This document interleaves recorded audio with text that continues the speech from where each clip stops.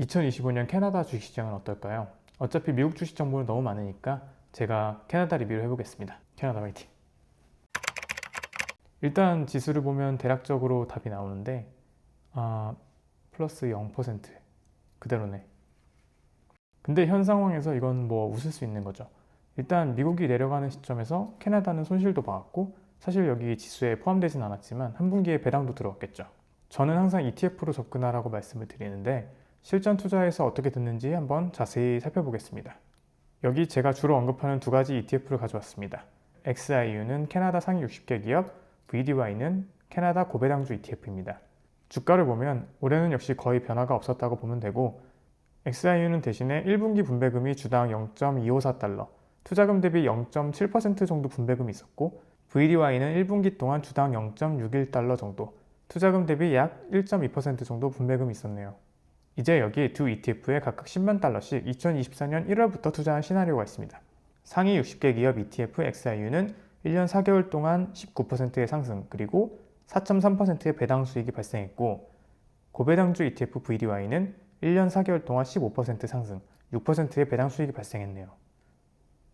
작년부터 둘 다 20% 이상의 수익률을 유지하고 있습니다. 2024년에는 상승을 따라가고 2025년에는 방어를 유지하는 캐나다 주식시장 어떠신가요? 이제 캐나다 대표 개별 주식도 한번 알아볼까요? 사실 대표 기업을 제가 뽑는다고 하면 다들 의견차가 있을 테니 그냥 챗GPT한테 너가 임의로 골라달라고 부탁했습니다. 에너지 기업인 썬코, 원유 생산, 정제, 석유 판매, 그리고 여러분이 아시는 페트로캐나다 주유소도 가지고 있죠. 썬코는 주가가 좀 많이 왔다 갔다 하고 있는데 1월부터 기준으로는 꽤 올라온 상태입니다. 그리고 금융주인 RBC 은행은 아마 아실 텐데 사실 올해 은행주는 다 떨어졌어요. 작년에 혼자 말썽 부리던 TD가 뜬금없이 올라서 그렇지 작년 말까지 계속 상승하던 은행주가 2025년에 들어서는 조금씩 내려오고 있습니다.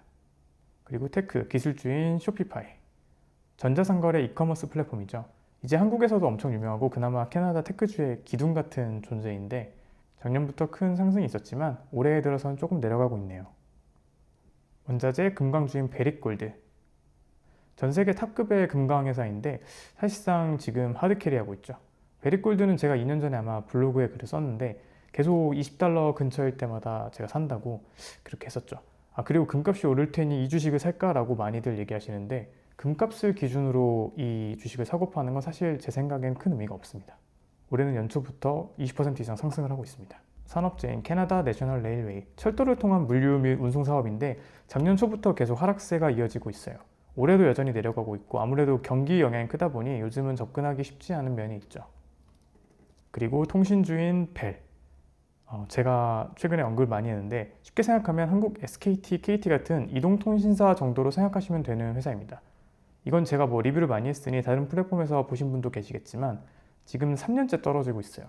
올해도 당연히 떨어지고 있고 다만 주가가 너무 떨어져서 배당률이 상대적으로 많이 오른 경향이 있죠. 근데 지금 순이익을 봤을 때 배당금에도 좀 무리가 오는 것 같은데 아무래도 지켜봐야 될 것 같습니다. 그리고 소비재인 로블로, 식료품 사기 위해서 장을 보시면 로블로스를 아마 보셨을 텐데 사실상 여러분이 장 볼 때 가시는 거의 모든 마트가 로블로 계열입니다.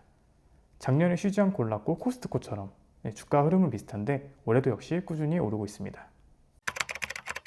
캐나다에 산다면 캐나다에 투자하는 건 사실 장점이 많아요. 첫째로 우리가 캐나다 달러를 버니까 투자 효율이 좋고 배당 텍스 크레딧이나 세금 등 비용적인 측면에서도 좋고 다만 수익률이 솔직히 과거를 살펴봐도 미국이 위기를 겪을 때를 제외하곤 캐나다 시장이 더 나았던 경우는 많이 없어요. 사실 이건 구조적인 문제도 좀 있죠. 섹터를 봤을 때 캐나다 증시는 주로 에너지, 금융, 원자재란 말이죠. 미국은 테크, 기술주 비중이 상대적으로 높고요. 다들 아시다시피 상승은 기술주가 이끄는 편이에요. 그래서 상승장일수록 미국 증시가 강하고 하락장일수록 캐나다 증시가 더 나을 수도 있는 거죠. 다만 아주 큰 흐름으로 보면 경제가 꾸준히 성장하는 시대이기 때문에 아무래도 하락보다는 상승장이 길겠죠. 그러다 보니 장기적으로 기대값이 높은 미국 주식에 투자하는 것이 그동안 수익이 더 좋았던 이유가 되겠죠. 그래서 솔직히 말씀드리면 캐나다 주식 투자 금액이 미국 주식 투자 금액보다 많아져 버리면 장기적으로 포트 성장 기대값을 좀 낮추는 게 아닌가라는 생각을 해요. 다만 제가 만약 은퇴를 10년 이내가 앞두고 있다면 캐나다 배당 주식들을 좀 더 진지하게 많이 볼 것 같아요. 하지만 제 채널 특성상 구독자분들 대부분이 아직 경제인구이기 때문에 아무래도 성장에 포커스하는 이야기를 하는 것 같습니다. 그리고 2025년 미국 투자에 대해서 추가적으로 말하고 싶은 부분이 있습니다. 오늘 기준으로 US 1달러는 캐나다 1.43달러입니다. 저는 냉정하게 적정 환율은 잘 모르겠어요. 예측을 할 능력도 없다고 생각하고요. 하지만 지금 미국 달러가 높다고 판단하신다면 대비할 수는 있다고 생각해요. 예를 들어 미국 주식의 상승 하락과 관계없이 미국 달러가 약해지고 캐나다 달러가 강해지는 상황이 오면 우리 투자 계좌의 밸류가 떨어져요. US 달러를 들고 투자하기 때문에 평가 금액을 캐나다 달러로 생각하게 되죠. 이 말은 주식을 팔고 내가 현금화한다면 결국 그 현금이 우리 입장에선 캐나다 달러라는 거죠. 즉, 지금은 투자금이었던 미국 100달러를 바꾸면 제가 143 캐나다 달러를 받을 수 있는데 만약 환율이 변해서 미국 100달러를 바꾸는데 제가 135 캐나다 달러만 받게 된다면 아무것도 안 했는데 대략 5% 손실이 나겠죠? 그래서 이런 부분에 있어서 본인이 생각하기에 미국 달러가 단기적으로 내려갈 것 같다. 그런 경우에 캐네디언 달러 해지 상품으로 미국 주식에 투자하면 환율 차이에 의한 손실을 막을 수는 있어요.